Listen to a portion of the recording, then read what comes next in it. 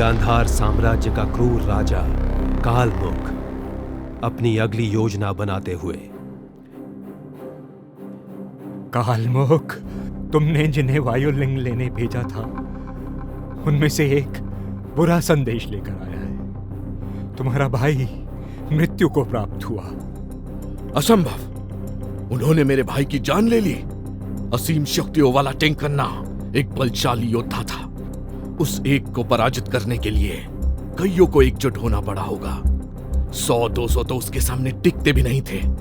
सहस्त्र योद्धा भी उसे टक्कर नहीं दे पाते थे। कितनों ने मिलकर मारा मेरे भाई को। केवल एक अकेले ने कालमुख। अकेले ने? हाँ, उसका नाम है थिन्नाडु।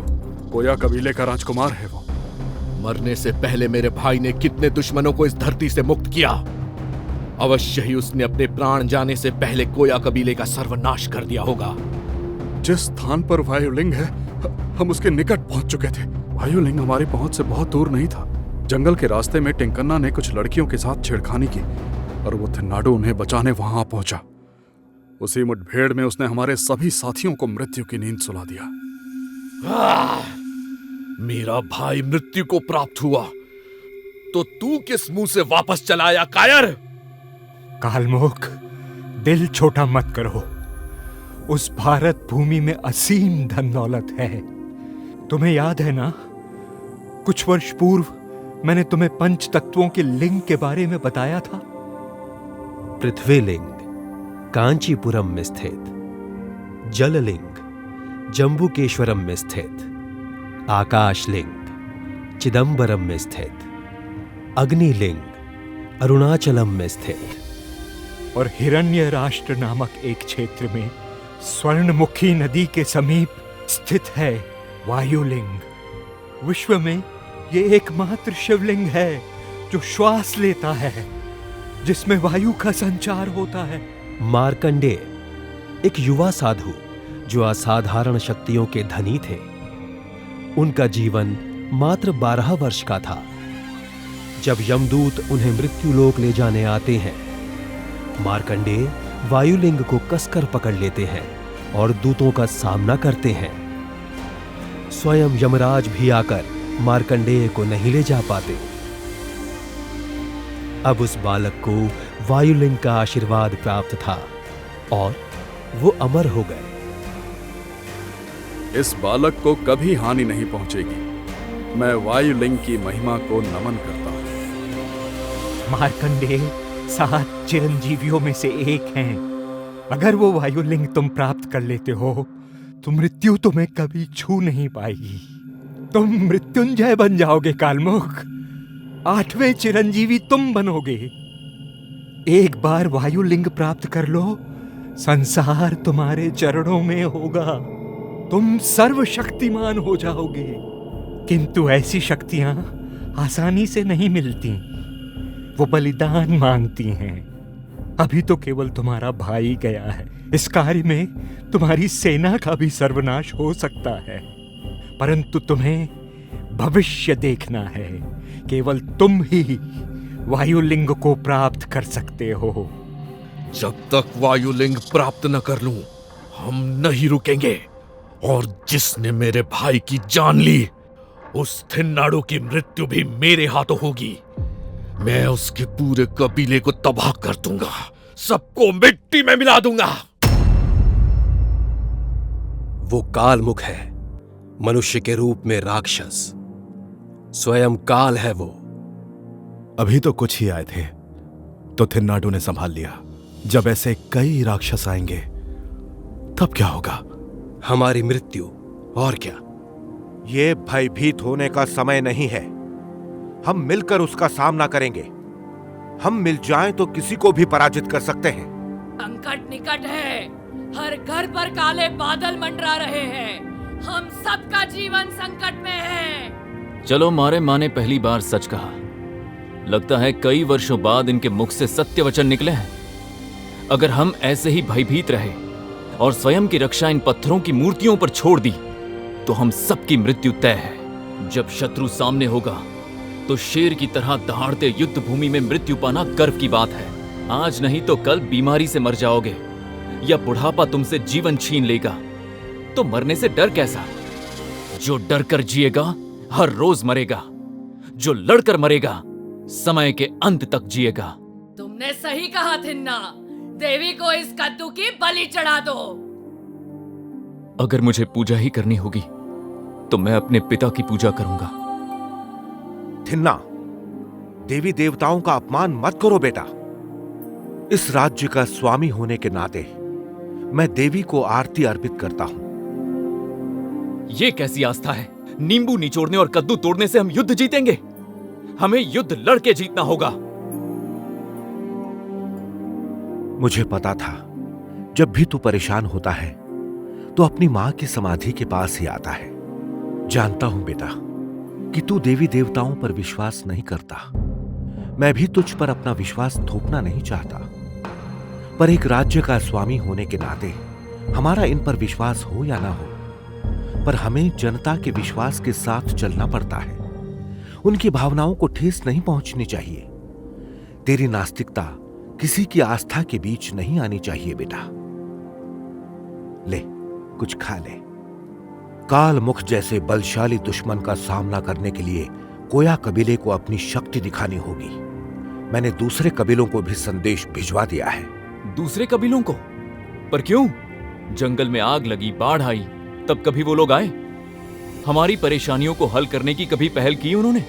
ये वही लोग हैं जिन्हें अकेले लड़कर मरना पसंद है पर साथ मिलकर जीतना नहीं। आपको क्या लगता है वो आपके संदेश का जवाब देंगे? आप भ्रम में जी रहे हैं बाबा। भिल्ल कबीला, जिनका जन्म नल्ला कनुमा क्षेत्र में हुआ, जहां कांटेदार पेड़ों का जंगल है, वो पानी भी मटमैली मगरमच्छों वाली नदी से पीते हैं। और इस कबीले के सरदार हैं चंदा।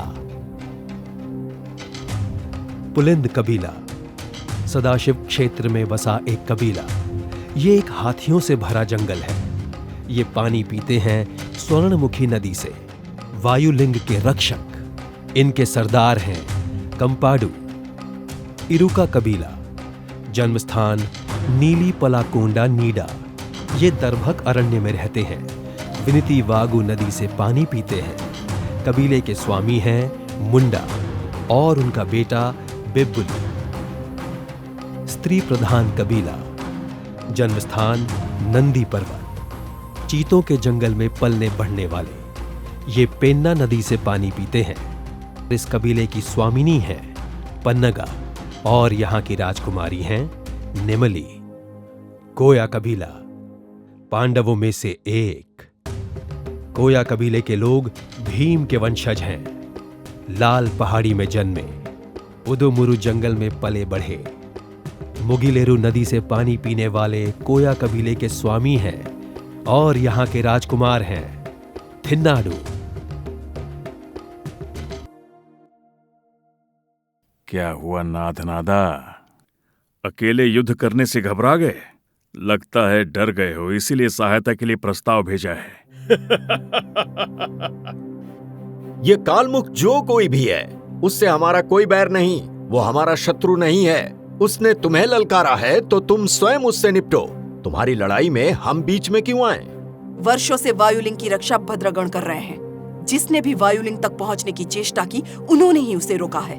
तो अब हमारा इन सब से क्या लेना देना है? सही कहा पन्नगा, हम ही पर्याप्त हैं और वायुलिंग की सुरक्षा के लिए हम भद्रगण अपने प्राणों की आहुति भी दे देंगे। किंतु ध्यान रहे, हम तक पहुंचने से पहले वो आप चारों के क्षेत्रों से होकर आएंगे। तब आप लोग स्वयं को उस कालमुख से दूर कैसे रखेंगे? हम सब एक ही पूर्वजों के वंशज हैं। हमारे पूर्वजों ने जंगल को 5 हिस्सों में बांटकर हमें सौंपा है। मैं आप सभी को एकजुट होकर मेरे कबीले की रक्षा के लिए नहीं कह रहा, किंतु इस जंगल ने ही हमें सब कुछ दिया है। इसीलिए यह हम सब की मां समान है और इसकी सुरक्षा का उत्तरदायित्व हम सब का है। और जब मां पे आंच आती है तो आप उसे बचाते हैं या मुंह फेर लेते हैं? अपने बाबा के साथ मैं आप सबको वचन देता हूं, मैं अपनी मां के लिए, आप सबके लिए अकेला युद्ध करूंगा। अपनी मातृभूमि की रक्षा के लिए अपने प्राणों की आहुति भी दे दूंगा, परंतु पहले उस दुष्ट पापी का सर्वनाश करूंगा जिसकी कुदृष्टि हम पर पड़ी है। हम तैयार हैं। यही सुनना चाहता था मैं मित्रों। चलो अब आगे की रणनीतियों पर विचार करते हैं। क्या है ये? क्यों किया ऐसा? बचपन में तुम्हें मेले में देखा था, तब से बहुत अच्छी लगती हो तुम मुझे। अपने हृदय की बात तुम तक पहुंचाना चाहता था, इसीलिए फूलों की बारिश कर दी। शिव ही मेरे लिए सब कुछ है। तुम एक बार मुझे वायुलिंग के दर्शन करवा सकते हो? क्या नेमली, तुम भी किससे अपनी इच्छा प्रकट कर रही हो? ये नास्तिक थिन्नाडु तुम्हें वायुलिंग दिखाएगा? ये तुम्हारी बातों में नहीं फंसने वाला, कम से कम इस जन्म में तो बिल्कुल संभव नहीं। वैसे भी वायुलिंग को आज तक किसी ने नहीं देखा है, सिवाय परम पूजनीय और सबसे पवित्र व्यक्ति के, जो ऋषि अगस्त्य के वंश के ब्राह्मण हैं। महादेव शास्त्री हर 15 दिन में वहां पूजा करने जाते हैं। हम अगस्त्य के वंशज हैं। हमारा कर्म ही आपकी आराधना करना है प्रभु। मैं अपने पुत्र को भी यहां नहीं आने दूंगा। इस वायुलिंग की रक्षा के लिए मैं कई जीवन बलिदान कर सकता हूं, यहां तक कि अपना जीवन भी प्रभु। इति शिवम इति रुद्रम। कथा जारी है। क्या गांधार देश से कालमुख अपनी सेना लेकर आ पाया? क्या जंगल के 5 कबीले बाहरी हमलावर का सामना एकजुट होकर करेंगे, या आपसी बैर उन्हें मिलने नहीं देगा? क्या महादेव शास्त्री वायुलिंग को बाकियों की दृष्टि से बचा पाएंगे, या थिन्नाडु नेमली को वायुलिंग दिखाने में सफल हो पाएगा? नास्तिक थिन्नाडु वायुलिंग को दुश्मनों से कैसे बचाएगा? शिव आगे कौन सी लीला रच रहे हैं, जल्द पता चलेगा।